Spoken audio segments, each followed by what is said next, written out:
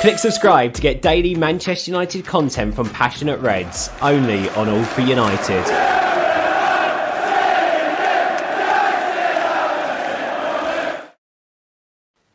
Hello and welcome to All for United with me, John Foster, MUFC. We should have a full house. John Commode has been here and he just vanished. I'm sure we'll be back very soon. Hello to Jarvis and Reese in the comments. Let's say hello to everybody on screen first and then let's get straight into it. We've got 5 or 6 topics to get through tonight, so it could be a long one or we'll see how it goes. Connor, starting off for yourself, mate. I know you've had a busy fortnight really, but a busy night. How you doing, mate? You okay? Yeah, all good. This should be a calmer show than the one I did on the women's channel about 2 hours ago. So, and yeah, I'm glad to be back on it, to be honest, because I haven't spoken about the men's team. I think it was about early February time I've not been on here, so it's been a long time. So good to see some familiar faces back on the channel as well. I've had a week off myself, so I'm looking forward to being back on it as well. And if I was on that show earlier, and if anyone's watching this one, I might have gave a bit of an opinion. Went against the grain, but that's me. Hammer, how you doing, mate? You okay? Yeah, I'm doing good, man. Actually, got the next couple of days off, so happy to be back on a show for the first time in a while. Excellent, yeah. And the first thing we'll start off is we'll come to something that you wanted to discuss that was mentioned earlier on last week. So we'll jump into that one as well. Stu, how you doing, mate? Yeah, all good. Thanks. Yeah, busy day, but winding down now, mate. Winding down. I think we need a quick recap of all your topics since we've been doing this Anything Goes show, and I've been hosting this show for about 6 to 8 weeks. So can you remember them all? Yeah. So I started off with favourite ever football, and there was only one answer for that, and that was the old Adidas Tango. Then I moved on to the greatest ever football boots. Again, only one answer really. Although I got a few, there was only one answer, which is the Copa Mundial, all World Cups. So both, so soft ground and hard ground version of the same boots. And then we went into grip socks, which was gripping, by the way. Yeah. The old grip sock thing. Then we did what was in my football bag. We did pre-match superstitions.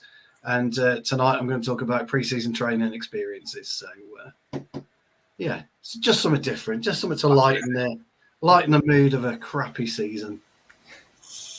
Andrew, you're always smiling, so you're lightening the mood. How you keeping, mate? You okay? Yeah, all good. Thanks for having me on. Excellent. Yeah, no, absolutely. Looking forward to it. So, Hammer, if you just want to start off then. So, obviously, you was in the comments on one of the shows that you saw a few days ago, or it might have been, I'm not too sure when it was, but it's a great conversation that you just wanted to get into, and I thoroughly back up your points as well. So do you want to maybe introduce it and just have a word to Stu, because I know Stu was actually on the show when he was in the comments. Do you want to just maybe jump in there and set us off?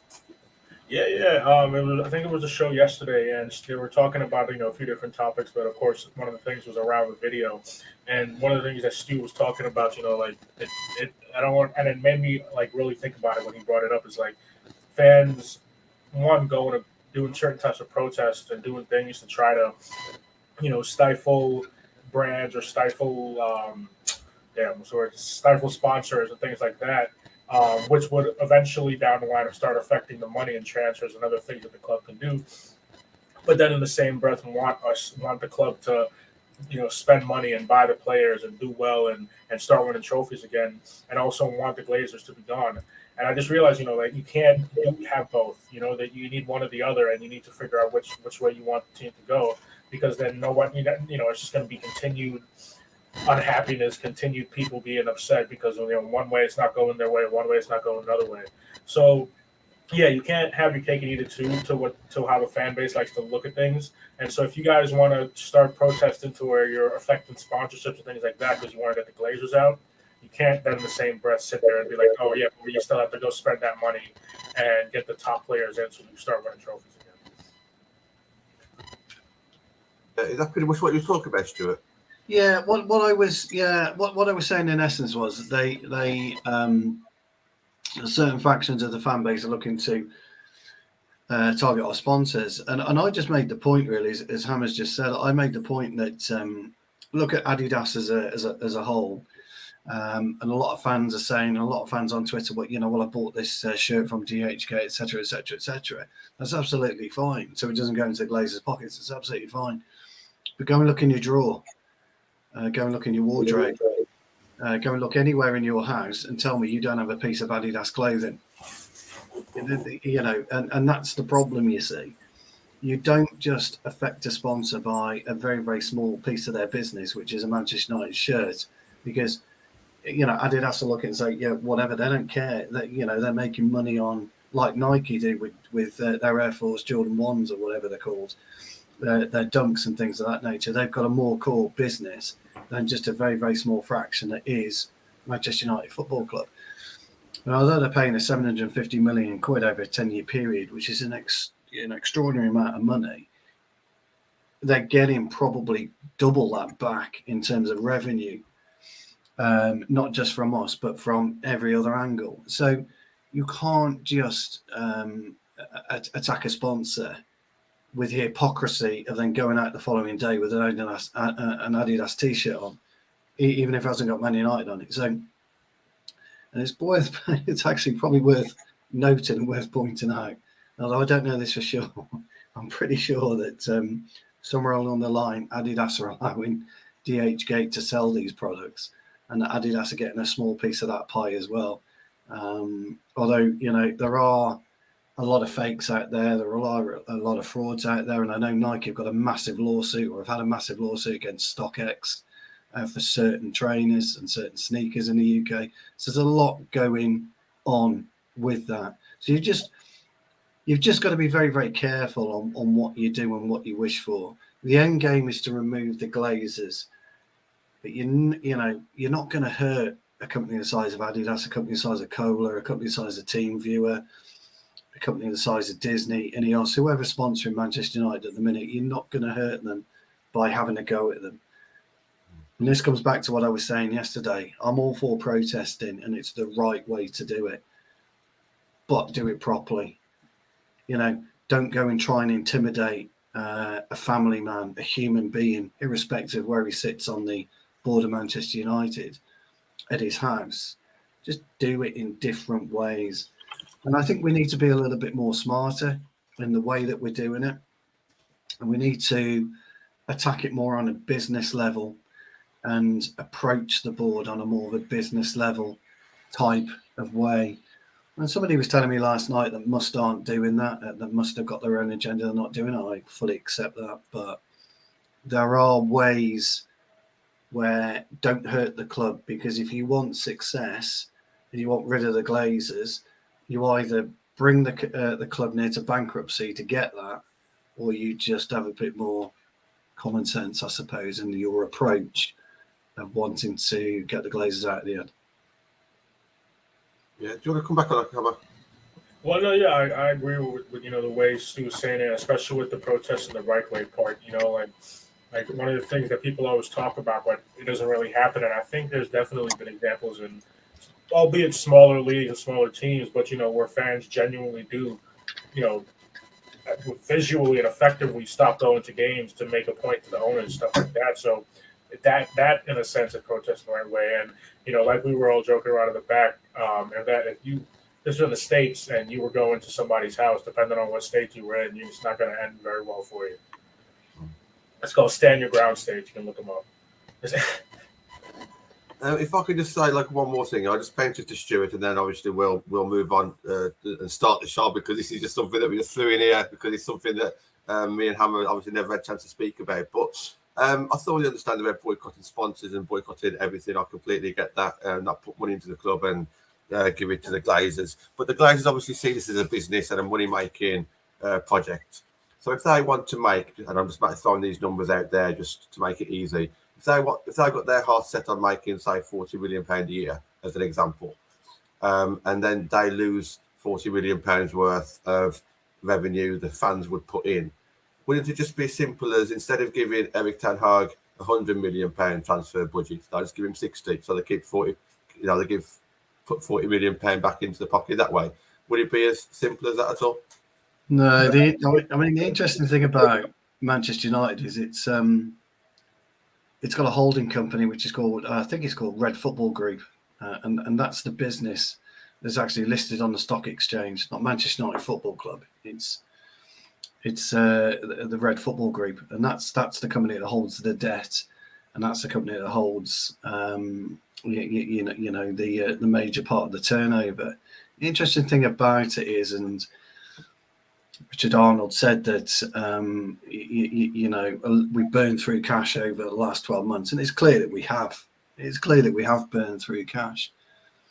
But servicing debt's never a problem for a club like Man United. It just isn't. Servicing the debt, I know people they don't understand that part really. I don't quite know why, but servicing the debt is never an issue. It's maybe if the debt probably will get refinanced in 2 or 3 years anyway. So it's not really going to hurt us too much, the debt. It's just that the fans don't like debt on the club. But most businesses, even the likes of Apple, HP, whoever, they hold a certain amount of debt on the books and they run it for cash flow. That's what they do. They use it for for cash flow purposes, because the actual value of a club, most of it's asset wise. So if what Apple's worth $1 trillion or $2 trillion, most of that is asset. That's buildings that they've got, that's stock that they hold, etc., etc., etc. So sometimes for cash flow purposes, although Apple might have $100 billion in the bank, they still will take a small amount of debt, whatever that may be, for operational cash flow. And that's all that we're doing. Manchester United is using it as operational cash flow. Look, I'm no finance expert, but we will have revenue. We will have 150 to spend, maybe 200 with sales. What you've got to actually look at is the way that the club has been run in terms of the turnover and churn of players. Amazing to know that Eric Bailly's been with us almost 6 years now, or he's in his 6th year of being at Manchester United. Juan Mata was 6, 7 or 8 years, something along those lines. DeGea has been 12 years. Matic was 6 years. Pogba was, is it 5 years since he's been back? Since he's left. These players have been with us a long, long time, churning over a huge amount of money.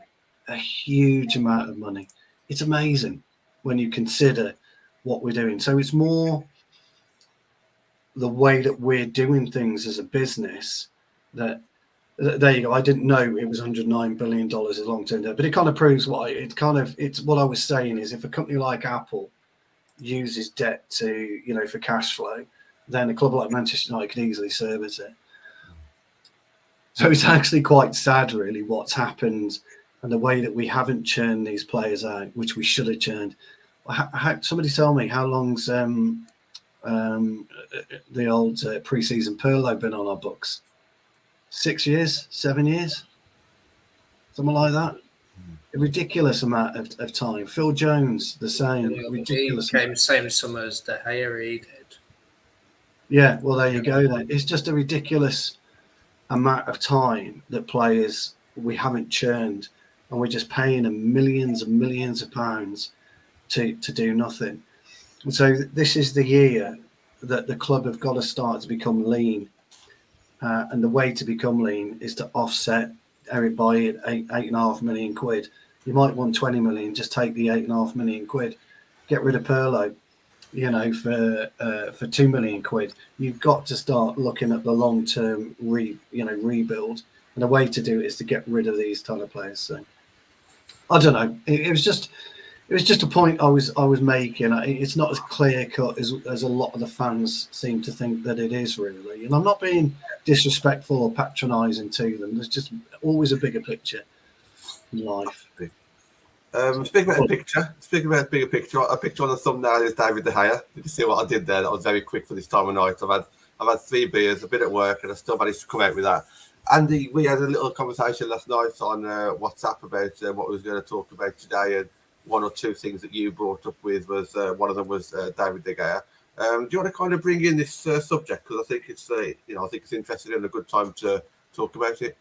Yeah, it's just looking at De Gea and the upcoming season, and that he's probably got one season to prove himself to Eric Ten Hag. I mean, obviously the reports are coming out that Dean Henderson's set to move to Forest on loan or another club maybe, but it presents sort of a win for the goalkeeping battle for De Gea. It's only a temporary one if it is going to be a loan. So I feel like the hard work for De Gea is now, it's just at the beginning for him. I mean, the nature of Henderson's exit, I mean, it sort of keeps the door open for him to come back the following season when he's under contract until 2025. So, and United have another option for another further year. So, whereas De Gea's expires the end of the next season, but we do have another option to extend that as well. But just gives Eric Ten Hag the opportunity. If he doesn't like what he sees, then there's a quick get out at the end of next season, for De Gea and for the club too. I mean, but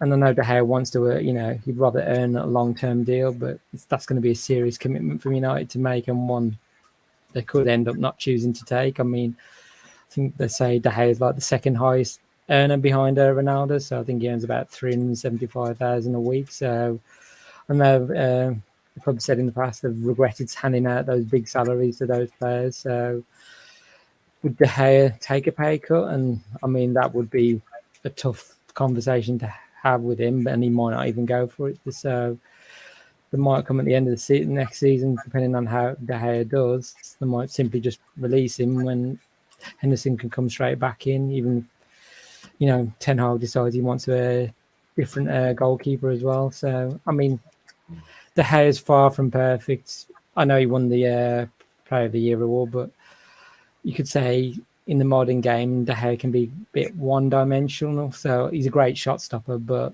he's lost his place in the national team partly due to his skill set. So sometimes his poor distribution and or lack of desire to come off the line, which sometimes you can see it in during games. But then when he collected the ball, and you can see, well, you just need him to get it out on the tap. But then sometimes the players in front of him are not helping him either. So.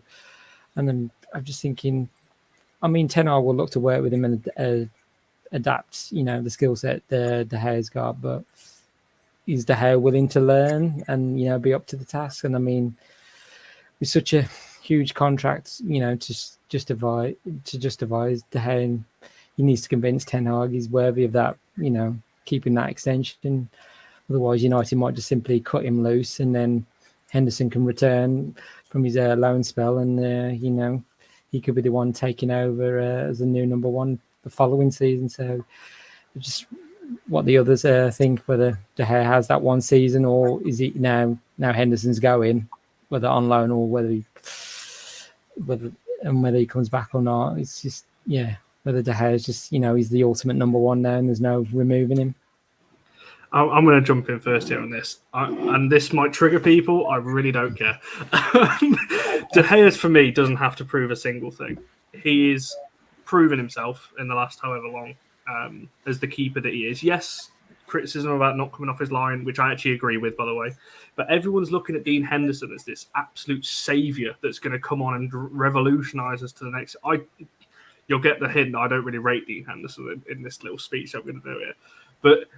I don't think if you're going to move De Gea on, Dean Henderson's not the answer. You need to get someone else, in my opinion. I'd be moving Dean Henderson on permanently. Yes, there's issues around De Gea's distribution, but ultimately he's a goalkeeper. And now the clips that I keep seeing, it's like, De Gea's distribution led to this goal, but there's like 7 or 8 phases of play before it goes in. So like De Gea will kick it long, and there'll be like 50 passes, and it goes in and goes, De Gea's fault, he gave the ball away. Like, come on. There's 10 of the players on the pitch that can stop that. Yes, the pass should have been better. So, yes, De Gea's distribution is not great. He doesn't come off the line as much as, even though I think he's actually improving on that. I don't think he needs to prove anything. I think we should be looking to move Dean Henderson on permanently, because I don't think it's great having a player on that. I mean, it's typical United with that much money or on that much money. Sitting on the bench, because ultimately as a goalkeeper, it's not like he can play somewhere else. If you're a fullback, you can maybe slot in a wing back or a winger or somewhere else. He's a goalkeeper. He's not going to get games unless De Gea gets injured. And I get what you're saying about De Gea's shot stopping has declined. I mean, ultimately it was poor last season. But like I said, look at how many shots we were conceding last season. It's not like he had something solid in front of him. And you compare him to, let's say, the best two teams in England right now, City and Liverpool. They're solid defensively, so their keepers don't have to do as much. So, and also teams don't press them as much as they do United. So the keepers are going to be better under pressure on the ball. People know now, target Maguire, target De Gea. That's what they do. So I don't think he needs to prove anything personally. And I don't think... I think personally we need to stop looking at Dean Henderson as this shining light. I'm not saying that's what you were suggesting, Andrew. I think it's just what I've seen on Twitter over the last 6 months or so. I've got a lot of pent up thing here. But I just don't think Dean Henderson's the answer either. You know, if that is the honest conversation, you know, and fair enough, if people disagree and we need to be moving De Gea on, fine. But Dean Henderson shouldn't be stepping up into number one. We should be looking elsewhere to get somebody else. Dean Henderson for me is no better than a mid-table Premier League goalkeeper. If that's the case, get Fabianski from West Ham or somebody like that, because he's no better in my opinion. Go on, John.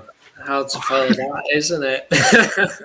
Well, I think I often get bored of the De Gea Henderson debate, to be honest. I think they're two very good goalkeepers, but two very different types of goalkeeper. I've said quite a few times that if you match De Gea's shot stopping attributes with Henderson's, ability to claim the ball and start attacks and that, you'd have the perfect goalkeeper in my opinion. My issue is with both goalkeepers. I personally think there's big strengths of them, but there's also weaknesses with both as well, and they're both different. And like Connor says, when I did the transfer speculation show the other day, and for me, this Henderson move is not good for him in terms of like his chance of being United's number one, in my opinion. If Henderson isn't good enough to be United's number one now, I don't see what Nottingham Forest will do for his chances. He's going back, and let's be honest, Nottingham Forest are a similar place where Sheffield United were when he did well. And I personally think Henderson is a better, no disrespect to Nottingham Forest, I think he's a better goalkeeper. It was obviously with Newcastle a few weeks ago. For me, that would have been a better move for him if he was to go, but I don't see what chances it does for him to, in terms of to go to become United's number one. So you've got to have the argument, is it better off that we sell him potentially? But having said that, with De Gea, it is a big season for him. It looks like he will be the number one, and he has been a great servant, so he's been a brilliant goalkeeper for us, but his weaknesses are coming off his line. His distribution, we all know, needs to vastly improve if he's staying long term. In my opinion, he might improve a bit next season. I think he might improve a little bit because the other weakness for having our team, we've not really had a holding midfielder. We've not really had players who come and collect the ball off the keeper as well. A lot of the players, particularly Fred and McTominay in the midfield, they're not great on the ball. So I think if you got signings in there, if you look to pass it to players, that might improve the distribution a little bit, but it needs to vastly improve in my opinion.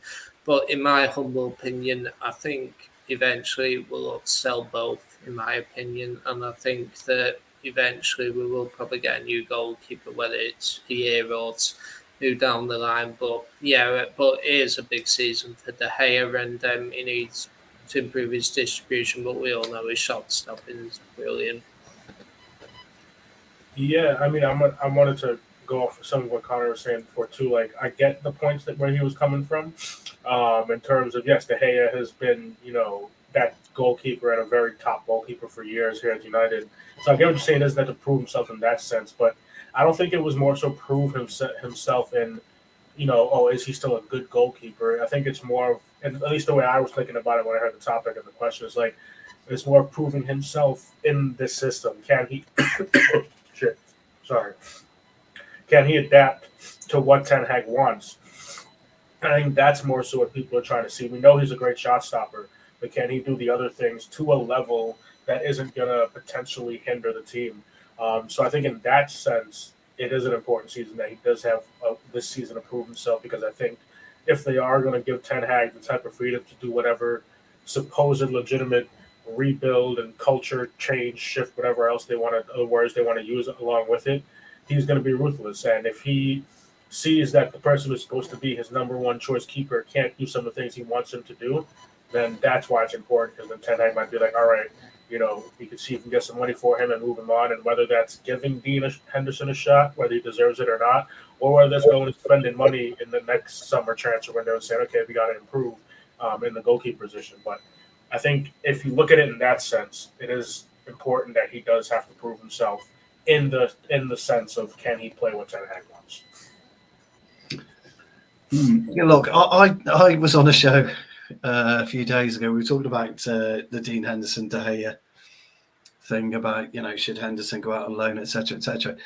And I fully respect Connor's opinions. Connor's been, to be fair to Connor, he's been talking about this for a while now, and he's always looked at De Gea versus Henderson. He's always favoured De Gea, and eloquently put why he's always defended De Gea, and I get the reasons. I made 2 points. The first point is, okay, if you do send him out on loan, is Nottingham Forest the best place for him? I don't think it is. I think going to somewhere like Brighton or Southampton, now that they've got rid of Forster, would be a much better option. Secondly, if we send him out on loan, that means we're going to have to bring in another goalkeeper. And so the chances are, if he goes to Forest or he goes to another club, we are going to have to pay a percentage of his salary, plus another goalkeeper salary when we come in. So we're wasting money by doing that. So if you're going to remove Henderson out of the system, you sell him and get the best deal you can. I said I wouldn't sell him, and I wouldn't sell him, and I would put him as our number one next season. But you don't get to be number one or get to be a starting player in Manchester United by deserving it. That's ridiculous. We're not in kindergarten anymore. You get to play because you suit the style of play that the manager wants you to play. Now, as a centre-half myself, I know the type of goalkeeper that I need and trusted behind me. And I trusted a Henderson figure a lot more than I do a De Gea figure. Now, all the De Gea fans will give me, Connor, not so much, because Connor gave us a lot more than what most of the fans will give us. All De Gea fans will give you is he's a great shot stopper and he was our player of the season. That's all they've got to back up an argument. Whereas I will look at it and I say, okay, if I'm playing in front of De Gea, I've got to drop deep 20 yards. Because if I've got a quick attacker, and I'm caught in a foot race, I'm going to lose it because De Gea is not going to cover the yardage that's needed. If Henderson's behind me, I know he's going to be at least on the penalty spot. He's going to be at least 12 yards ready to help me with the foot race. He's not a bad shot stopper. He's nowhere near as good as De Gea as a shot stopper. Let's be clear about that. But his overall command of the box, his overall command of crosses and taking crosses is better. Now, if we can find a goalkeeper that does what De Gea does best and what Henderson does best, that's absolutely brilliant. And in my opinion, by the way, that's the AC Milan keeper, Mayan, or however you pronounce his surname. I think he's an excellent keeper. But at the minute, it's going to be... But you see, Andrew's talking about he saved us time and time and time and time again. There's more to that. There's more to being a goalkeeper. A lot more to being a goalkeeper. And he probably would have conceded less goals, or we could have conceded less goals if he'd come off his line a lot more. So everybody sees it differently. I'm not disagreeing with what Connor's saying. I respect Connor's opinion. I just think Henderson's a better fit for us moving forward. That's all. Just before I come back to Andrew, just to kind of sum up what his thoughts are on this. Sure, you mentioned there, obviously, if you was a defender, you'd want Henderson to come out and do that kind of stuff. But yeah, is there other? I mean, that's one way of looking at it. But are there positives that De Gea does do if he was a defender that maybe Henderson doesn't do? So I made a point about the Newcastle away game, and Marquinhos scored. I don't know if you all remember the goal or not. and I made a point that I felt Varane was too slow in coming across, and then he made completely the wrong choice when facing Saint-Maximin. He allowed Saint-Maximin the space to play Marquillo, and Marquillo had way too much time to pick his spot and score.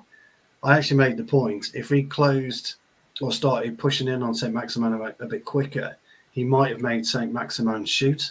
I think De Gea would have saved it. Okay. Yeah. So there's absolutely no two ways about it. And Andrew Talbot's right. There's absolutely no two ways about it. He's an excellent shot stopper. Going back to the Burnley home, and Connor will remember this because I'm pretty sure Connor was on the show when we were talking about it. And everyone was blaming Maguire for Rodriguez's goal. So McTominay was a little bit slow. V-Caused, or whatever his name is, beat Maguire to the ball. Maguire had to come across because Dallo was tying his shoelaces or looking up at the stars or whatever and didn't see what was going on. Anyway, the ball pops into Rodriguez. Rodriguez had 12 yards of space to run into. De Gea was on the 6-yard line. Now, if De Gea was on the, 9 or 10 yards out, he would have made Rodriguez think quicker. Would have given Maguire a chance to get back. It would have enabled Luke Shaw, instead of trying to tackle Rodriguez, to go in behind De Gea on the goal line and then give Rodriguez 2 people to get by. But we didn't do any of that, so there you go. Okay. But do you remember that, Connor, that Burnley game? Very vaguely, but yeah, I do remember that conversation. Yeah. And so that's all I'm saying. That for me, I'd be screaming at Des. I'm pegging it back. I'm getting off your fucking line. Come and close him down. Give me a chance. So that's the only reason why. But I'm, look, I can see everybody's point of view with De Gea and Henderson, and I just think Henderson needs a shot next season. That's all. Cool.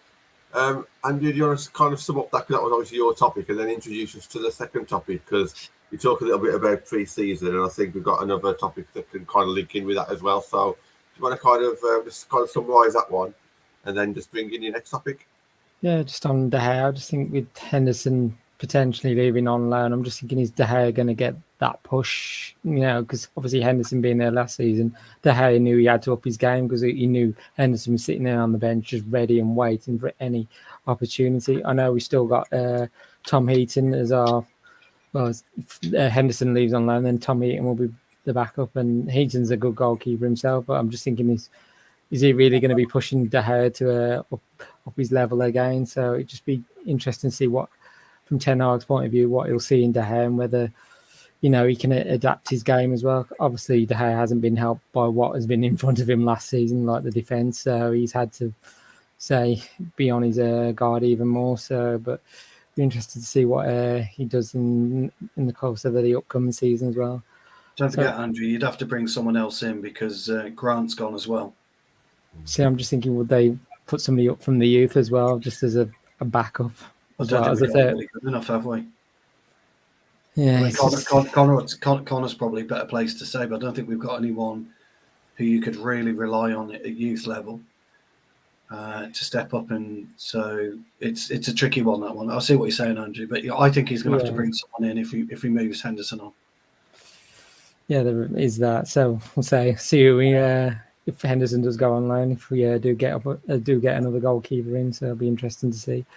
So the second topic was which the United players that are currently there have the most to prove in the pre-season. So obviously we're about 2 or 3 weeks away from the first pre-season against Liverpool. So it's safe to say that Ten Hag's got a lot to resolve in the coming weeks, and from signing new players and who should still remain at the club. So he's got a checklist a mile long that he's going to have to tick off, like the most important tasks in a short amount of time. So just looking at a few of the players that have got something, they've got to prove to Ten Hag, and whether, they're going to be there at the start of the season or even come the end of the season. I think first one would be obviously Harry Maguire. I mean, coming in as just having the reputation of one of England's best defenders, and last season his form was just up and down like a yo-yo, to say the least. So, and this could be a pre-season where it could be his first and maybe last chance to impress Ten Hag. I mean, obviously he's been one of the most scrutinised players in the Premier League. Will be next season as well with every one of his games, from his tackling, or if he makes an error, it's just going to be forensically assessed, and that's why I think he needs to impress Ten Hag, for the upcoming pre-season, because it's going to be a very long campaign in the upcoming season. Another person would be Luke Shaw. I mean, was lauding him as one of the top, left backs in the world at one point, and generally was going to go on to even better things. But it just, Luke Shaw just looks like a shell of his former self as well. But I mean, performances from the whole team were just abject last season. So I just think he needs that confidence boost. So if he gets that over pre-season and what Ten Hag's implementing, then I'm sure he'll bounce back. And another player I'm interested to see what happens to is Donny van der Beek. I mean, it's kind of with Ten Hag coming in, it's just like it could be the perfect opportunity to see the best of Donny. Whether he's given that chance by Ten Hag is another question. But obviously, he had his time with over Ajax. But like I say, we've seen what he can do before. But now we've got to see it now at United. We can't be waiting any longer. And I think my final player would be Rashford. I think obviously injuries fatigue last season and such bad form. Well, I say bad form. It was just like you just regress so much. I'm just thinking, who is this player anymore? So, but like I say, from what I've been hearing, he's like doing training at the moment. So before the preseason actually starts. So. And I think Ten Hag will give him his chance to shine. So, yeah, I'm just hoping Rashford will get back to the player he once was, and he can just, fire United on next season. But those are the four I've looked at. So I don't know whether everyone else agrees, or there could be another player in the squad that Ten Hag, another player in the squad that has got a lot to prove to Ten Hag and us fans as well in the upcoming season.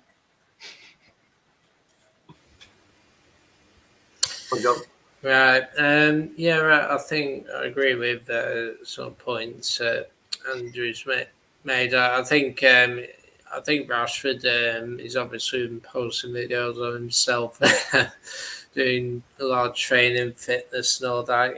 Great, brilliant. But I think that he needs a good season, Rashford, in my opinion, and I think the pressure is on for him, and I think it is important for him to get a good pre-season under his belt, which hopefully if he does, he'll take into the new season now, because it is a massive season, probably his biggest ever season at United, so I think he's one to look out. Or in terms of the youth players, I am interested to see how someone like James Garner does, actually. See how he... whether we're going to look to send him back out on loan again, or whether he might have a bit part role this season. Not saying that he'll start many games and that, but he might come on as a sub in a handful of games and that. So it'll be interesting to see how he does pre-season in the midfield. Obviously, we know that we're getting we're most likely going to get De Jong in. We're probably going to struggle to get defensive-minded midfield in there, and obviously won't be rushed into the team and that. But I'm interested to see how he does, see whether we are going to look to sell him out on loan, or whether he plays a bit part role for us next season. I think how he does in pre-season will dictate that. Yeah.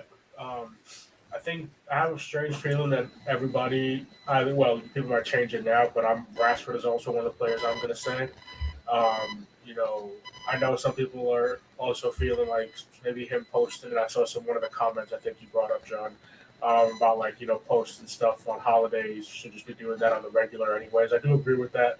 But I do kind of also like to see that I think he comprehends and he sees how poor he was this past season, and he knows there's a new manager coming in. So I want to see him be ready to prove himself. So I actually don't mind him doing that type of stuff. So he's definitely one. One that I think is going to be a little wrench in here that I don't think people were thinking about for me is Bruno. I know Bruno has the numbers and plays, produces assists, and when he's up scoring goals as well, it's ridiculous. But I think we all do agree that there is a certain style and a certain, what's the word I'm looking for here, control that Ten Hag likes to see, especially in his midfield, that Bruno's going to have to probably shape up on some of his, he can still have those passes that when they do come off, everybody loves seeing it, but you can't be going for it, 10 to 15 times a game and 5 of them come off and the other 10, we lose the ball. And then my last one, I'll go with a youth player too, is it Garnacho that he said his last name? I'm terrible with people's names. But I think a lot of people have been bigging him up a little bit, if you will, right? And Messi, they were saying, I don't know if all the reports are true, but, people in Argentina camp, Messi included, saying that they kind of like what they're seeing from the kid. Ten Hag has been said that he has plans to give him an opportunity this season. So, yeah, if people are talking about you like that, I don't want it to turn into, become the next great striker or whatever. But like, if you're getting those pushes, go ahead and see what you can do in the preseason and really figure out how many minutes you can get coming into the season itself.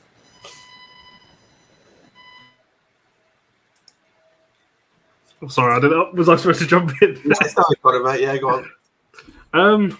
Oh God, you could list all the players, couldn't you? I think there's not really too much to add other than the players. So I'm gonna try and think of somebody different that's not been. I'm going to mention a player, even though I don't actually think they're going to be playing for United next season. I'm probably going to go back on loan. Ethan Laird is one that I'd keep an eye on.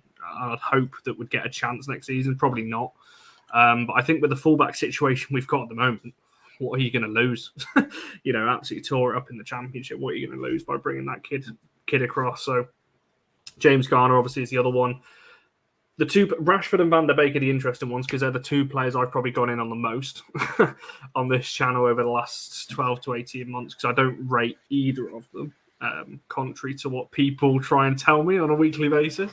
You don't rate Donnie? That hurts. No, and the thing is, I really want to be wrong. I would love to come on here in about 9 months' time and sit here and go, I'm really happy to be wrong on those two players because I want to be, but that's why I think it's so important for those to have a good pre-season and take it into next season. Don is the big one because obviously he's got a manager that he'll get on with and should get more game time than he's had previous. So those are the two players that I think will benefit, I think, the most and have the biggest thing going into next season. Other than that, like I said, you're looking at the youth players. I think what Hammer said there, Bruno's a good shout as well because you don't really know what's going to happen with him. You'd hope he regains the form that we've seen, even though he didn't actually have a bad season last season. Some of the numbers he put up, but with a different style and everything else, how is that going to fit? And then you're just looking at new signings, aren't you? How are they going to bed in and go ahead into the new season? But yeah, Rashford, Van der Beek, like I said, Ethan Laird purely because I just want to see him in the first team, but I just,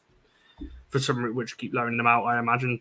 And yeah, James Garner's the other one as well because he's probably the closest out of all of the young players. Hannibal's probably close as well. Fernandez, I can't see getting a shot. So you're only really looking at Garner that could probably make that jump. He's probably the closest. But, if you believe all the transfer rumours going in for a couple of midfielders, it drops Garner back down the pecking order again. So is he going to get full chances next season? It's a tough one. So, yeah, there's quite a few players. But like I said, you could list the whole squad, to be honest. Well, sorry, Stu, real quick, just to be somebody to throw some shit in there. I know you say, let's say we do sign a couple, right? Let's say Eriksson, and then let's say this Frankie de Jong shit finally actually works out, right? And we think it drops him back down the order. But what if Ten Hag doesn't like what he sees in Fred and Scott? Doesn't drop him that further much down the order. I just want to say that. Right, interesting. It is a fair point. And it's like you said, we don't know what he's going to come in and say are his favoured players. Every manager's got their favourites. It's not a hidden secret in football. So, yeah, we don't know who he's going to come in and go, you're going to be that person that I rely on. So, yeah, it's a fair point. I'll be looking at the centre-back pairing. I think you'll see a much more comfortable and confident Varane this season, providing he can stay injury-free. And I think you'll see a much more comfortable and competent Maguire alongside Varane. Ten Hag's come out publicly and said he likes Maguire. We know he'll like Varane because he's his type of defender, and I think you'll see them two finally gel. Players other that I'm looking out for, I'd like to see Martial come back and have a really, really good go and a really good season. I think it would have been a brilliant foil for Ronaldo this season. He would have been perfect for Ronaldo. Garner for me, loan straight. I'd send him back out again. Brighton would be the place for me. I agree with Connor about Ethan Laird. I like him. Tegan Mengi as well. Would be good to see him coming on around and see how he does pre-season. But for me, it's the centre-back pairing of Varane and Maguire. We're clearly not getting Timber. It clearly isn't happening. So there's no point anybody dragging that one out. What was up with that? What's his name? What was that about? That was some petty shit. Yeah, that people are saying it's Louis van Gaal, but you know, if you're a 21-year-old professional footballer who's playing regular first-team football for Ajax, he's getting in the Dutch team regular, World Cup year, and you've only got 3 months to cement your place, you will stay put. I would. If I was him, I would have stayed put. So I can understand that. I'm not really sure Van Gaal's had that much of an indication into it, unless he's turned around and said to him, "You're not going." But it's one of those, to be honest. But so Varane and Connor will have a quick giggle at this one, because he was on the show at me when I turned around and said Varane will be rubbish this year, and I got absolutely castigated for it, didn't I, Connor? Absolutely castigated. But he didn't have his best season, but I think he will. I think next season you'll see the best of him, and I think you'll see a much improved Maguire. I really do. What we need this show in about 12 months' time, where I'm sat here going, "What a player Van der Beek is." Stu's sat there going, "What a player Varane is," and then we can just kind of come together on the players that because we want to be wrong, because we want Man United to be. To be fair, I haven't brought up Van der Beek because I was championing, wasn't I, all last season? And he just never got his chance. And when he did get his chance, we didn't really pull up any trees. But I think Connor's right on this occasion. When he's got a familiar manager, and I think absolutely 100% he could have a real impact this season, a real impact, Donny Van der Beek. I really, really believe it. He's a fabulous talent. Even if it's not starting, which he probably won't be, I think he could, because he'll come off knowing if he comes off the bench, he'll come off knowing exactly what Ten Hag wants. Exactly. Whatever situation's going on. Yeah, exactly. I'll bring up my topic for what we're going to talk about. Mine was, and I'll also talk about why, my train of thought of why I brought it up is I want to know who you guys think, or I guess if you guys think enough of the players are going to be ready to keep up with Ten Hag and the style that he wants. And the reason I was thinking about that is because I think we can all agree there was a lot of games, and almost you could say the majority of the games, where it looked like, some of these players just didn't have the fitness or even just the will to keep everything on a high intensity level for a full game. And you saw it bite us in the ass a lot of times. I want to know, there's players who might have the right energy, a Scott McTominay or something, but might not have everything that Ten Hag wants to see and wants to do. So, I guess the question is more so who you guys think would be ready, and also who you think wouldn't be ready. I think off of what Stu was also just saying there, Maguire and stuff like that. I'm somebody who was always pretty harsh on Maguire, I will admit, probably from the jump.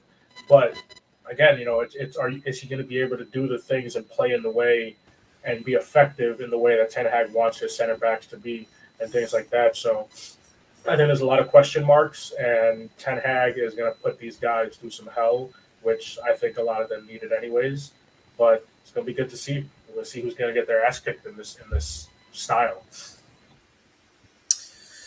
Yeah, I think that I personally think it'll take time for the players to get used to Ten Hag's new style. He'll require a high degree of fitness and agility compared to what the team is often used to. I think when they returns pre-season next week, a lot of them will probably be in for a shock in terms of like the amount of fitness and training they'll have to do in order to get used to the style. I think also Ten Hag's he's a quite an old-fashioned manager in terms of like he'll be involved in a lot of the training. He'll probably spend more time on the training ground than in his manager's office, and I think that he'll require a high degree of performance. As we know, we've had problems with injuries and players. I think a lot of them will be in for a shock in terms of like the amount of fitness they'll have to do to keep fit, and I think it will take time for us to get used to it. Obviously, as we know, we've had a few bad results last season. I don't be surprised if those bad results don't stop next season. I think we probably will get a few inconsistent performances next season. I think what you like to see is a degree of progression, a bit more consistency, and start to see it'll probably be maybe the second half of the season where the players maybe start to familiarise themselves with the style of playing. That it will take time, and I don't think you can expect instant results. And in terms of like players I'm looking out for with this new style, in terms of like who I think might do well, I'll be interested to see how Sancho does. I think he'll come good in this system because he's used to the continental style, head up and trying to find teammates. I think he'll come good. I'll be interested to see how, some young players that we've said with rebuilds this weekend, you might try and get Garnacho involved next season potentially. I'll see that. Be interested to see Rashford as well. And I think if we do get De Jong over the line, I think I think we'll still need a defensive-minded midfielder next swim, but I think he's the type of player who'll be used to his system, that, and also the role of the full-backs as well in terms of like game forwards and progressing whoever plays in that position next season. So, from my perspective, that's what I think we can expect. Yeah, do you want to give yours, Andrew? Then I'll finish up on Connor because we've still got another couple of topics still to go yet. So, go on, Andrew. What are your thoughts on it? I think, the players are going to be in for a rude awakening when they go back to a pre-season. I just remember when I was at the away game at Arsenal, I thought, after losing the Emirates, I thought the players that are going to be left here, it'll be left. I thought things are going to change next season. I thought you're not going to be playing like this ever again because it was just so abject. I thought Ten Hag coming in, I was like, he's going to determine to play it his way. So, I mean, Ten Hag's philosophy is the desire to press aggressively and win the ball back quickly, which United didn't hardly well. I think they did it in one game for Ralph Rangnick, and that was about it. And then they sort of down tools afterwards. And I think the key for with the desire to press aggressively is the role of a defensive midfield is going to be key to the system. Whether that's going to lie in Fred or McTominay, I don't know, because you need something that's going to help shield the back four from those attacks from the opposition as well. So, and say Ten Hag's success, it's been less about the formation. And no, Stu's, like I said before, you can start with it in the formation, but necessarily you're not going to be in that formation the whole time. So, and say it's more about what the players are doing on the pitch. When they've got the possession of the ball or when they don't have possession. It's the quality in the players determines how they're going to play as well. In terms of who I think Ten Hag I'm looking to see who might do well in the system. Obviously, John's mentioned Sancho, but I'd like to see how Alanga gets on as well, and see how he progresses, because he burst onto the scene last season. So I'll just see, can he just take it up another level next season as well. So it'll be interesting to see that one as well. See, I can't wait to see DeGea in this system. That's who I can't wait for next season. No, I think what I was going to quickly say was, if the players aren't ready for Ten Hag, then something's seriously wrong. If you're at a club like Man United, and the key word that everyone said, and I've seen it in the comments and on tweets and all that kind of thing, fitness. If your fitness isn't at a level a new manager coming in is going to, if that affects it that much. Now, don't get me wrong, it's going to be more intense than you think. But we thought that with Ralph Ragnick, and look how that played out. We were actually less. We sprinted less and we covered less distance under Ralph than we did under Ollie, I believe. I'm not fact checker for me. So it doesn't automatically. So that worries me if it's going to be a fitness problem going into next season as well. But yeah, there's a couple of players like I said looking forward to into next season. Sancho's a good one. Alanga. It's just I could name a lot of players, and I'm not going to sit here and name any more than that. But you can look at a lot of players and think this could be beneficial for them. But yeah, I'd be massively concerned.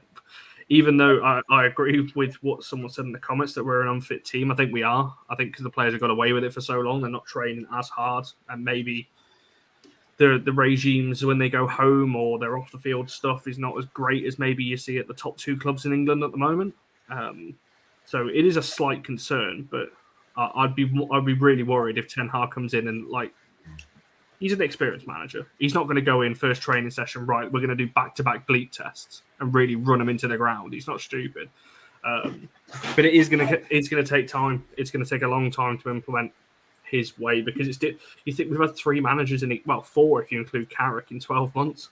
So it's going to take time to implement different ways of playing as well.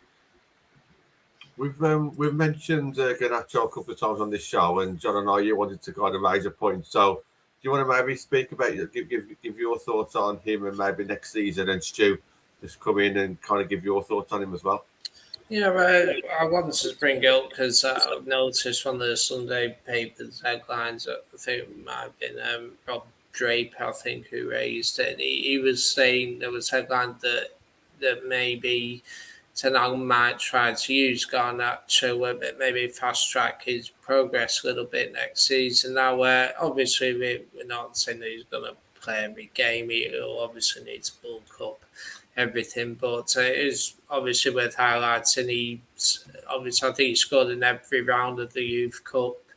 He scored 2 in the final, including a penalty. And I think he's obviously made his debut for Argentina. He's training with Ronaldo and Messi, that kind of thing. And I suppose the question I wanted to pose, while he obviously does need progress and build himself up, and that is this potentially a player we can look at as someone who's supported right and he builds himself up a bit. Is he potentially someone who could have a role for us going forwards, maybe next season and for the next 2 or 3 years, maybe?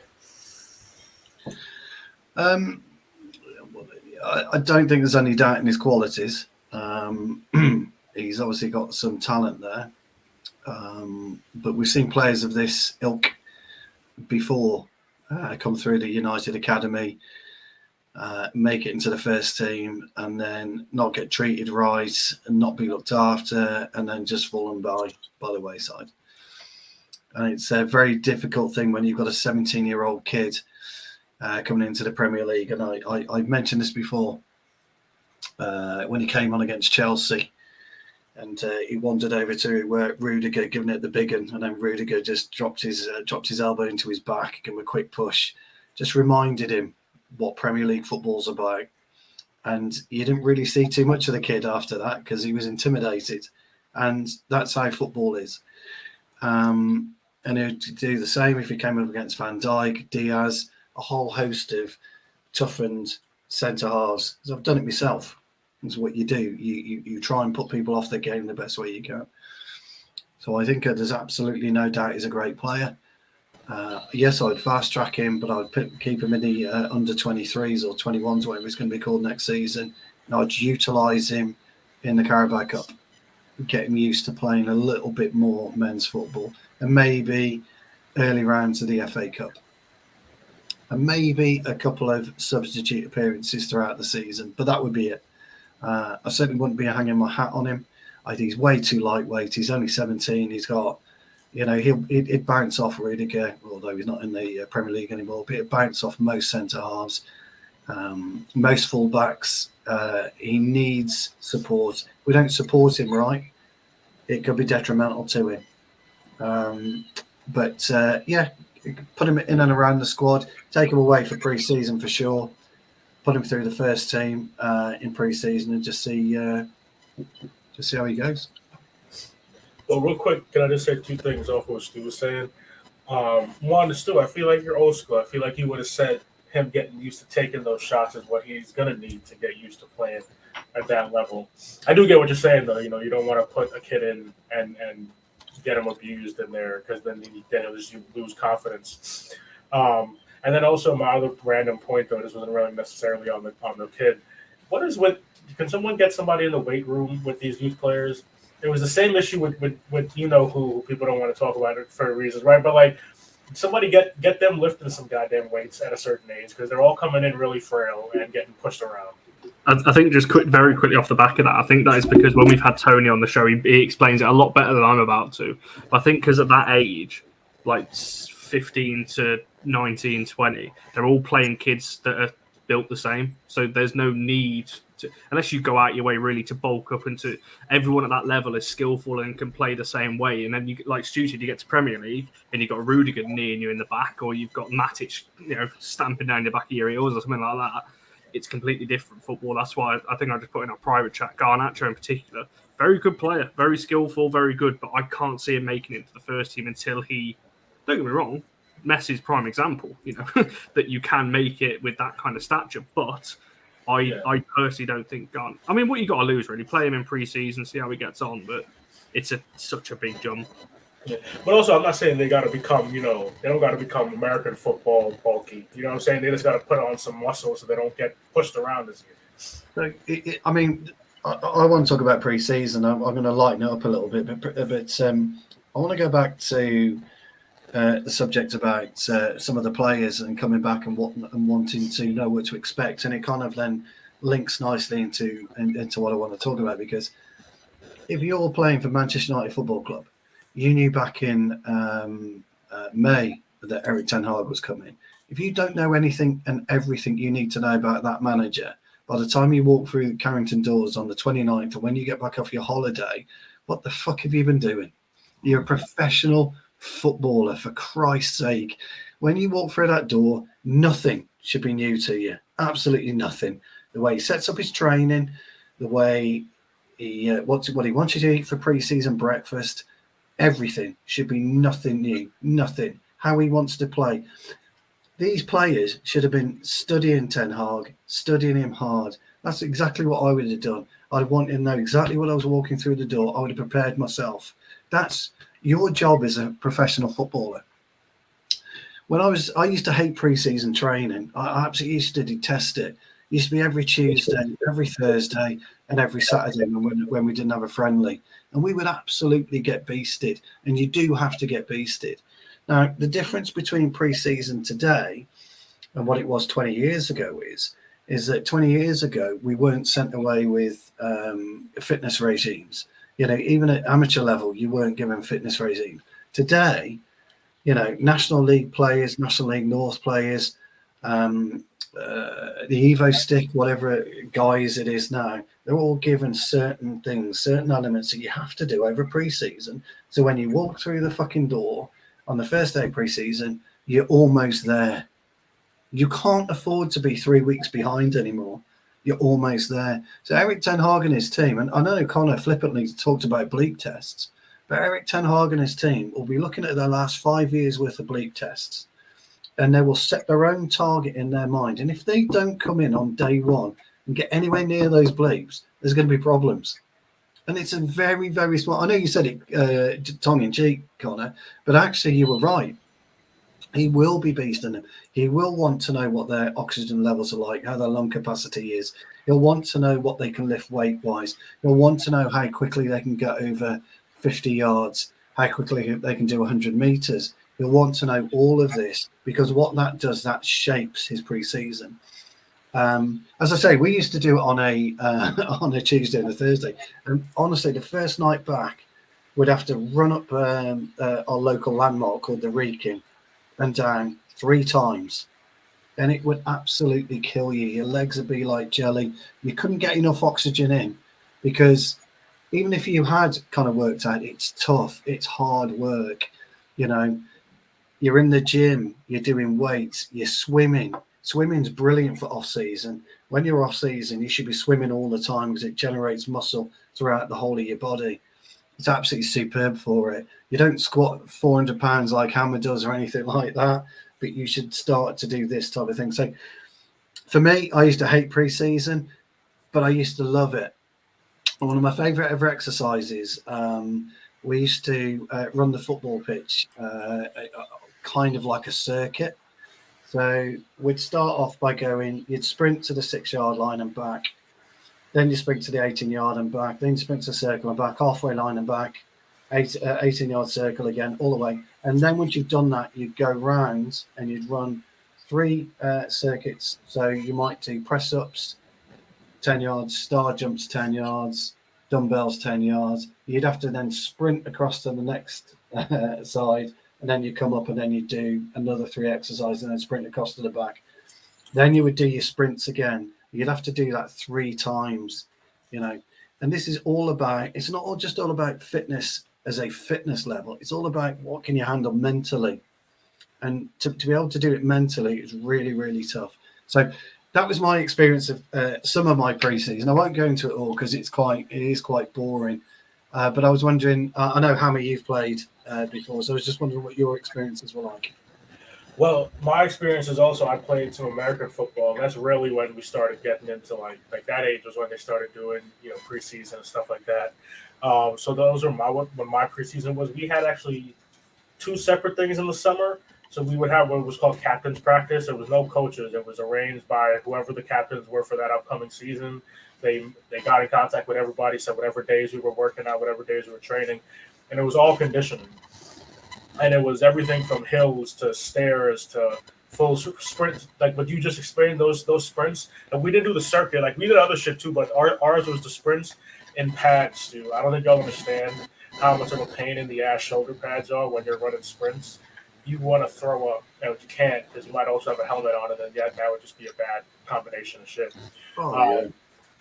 But I will say in terms of one story that I had once, my dumbass, I'm still not good at this. Like, now I don't even eat before I go to the gym because I can never figure it out. If I ate too close, I would get nauseous, all that stuff. This was when I was in high school.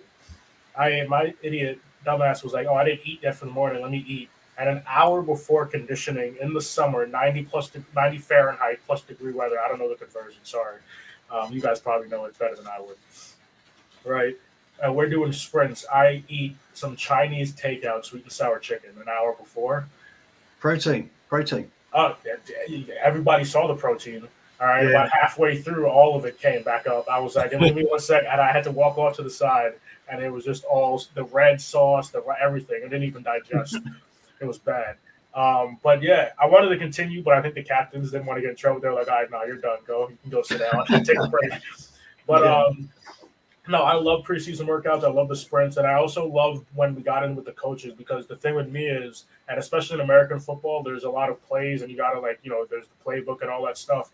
I was never a person who read or learned by, let me go sit down and read all the plays. I had to rep it out.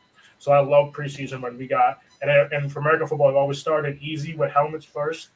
And then as we got closer to the season, we put on the pads and we started hitting.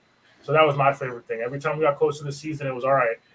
All these kids who wanted to come play, let's see what happens when we put some pads on and starts hitting each other, see who's really ready to go play. Yeah, so, exactly. I love preseason. I loved it. I've got a very mini story. I actually, I'm not going to give any context, I don't think. I actually threw up on the first day of pre-season once, and I was so embarrassed I didn't go back for 3 weeks. Purely because I decided, great idea, I'll have a full-on pizza before the first day of pre-season. That before I went, and yeah, doing pretty. I think it was not far off that exercise Stu was on about, where you go to the 6 yard, the 18, and you go back and keep going forward. Did that, threw up, like I said, and didn't go back for about 3 weeks because I was so embarrassed. I didn't want to return. But yeah, pre-season, I don't know what it might have changed nowadays for kids nowadays, but from what I remember from when I was growing up, the first week, 2 weeks of pre-season, you don't touch a football for a lot of it. No, it's fitness. That's a lot of what it is. It's your sprints, it's your bleep tests, it's your kind of core strength, it's everything like that. That's what I remember it being. Because you just be looking at this like bag of footballs in the corner, oh, come on, let's just play with it. Come on, just want to kick a ball around. That's why we're here. I don't want to keep running up and down this grass pitch in the middle of Pershore. So yeah, that's all I remember from it. It was just fitness based for the first few weeks, and that first session where you go, oh right, we're working on, I don't know, crosses today or something like that. We're going to warm it. That was fantastic. First day where you could get the footballs out after all that fitness stuff. Brilliant. Couldn't be. Thanks for the topics tonight, guys. We've got quite a few there that we went through, and we'll do the same again next week, as always. Monday night, around about 9 or 10 o'clock, we'll have one of these shows. Get in the comments if there's anything that you want us to maybe bring up. Just let us know throughout the week. Keep you on the Twitter or interact with us through our inboxes or whatever you want to do. Thanks to everybody in the on the actual show as well. Good to see you all, and we're going to shoot off now. It's getting a bit late, but there's been quite a few people tuning in throughout, so thank you for that as well. And yeah, we'll see you again soon. Cheers, guys.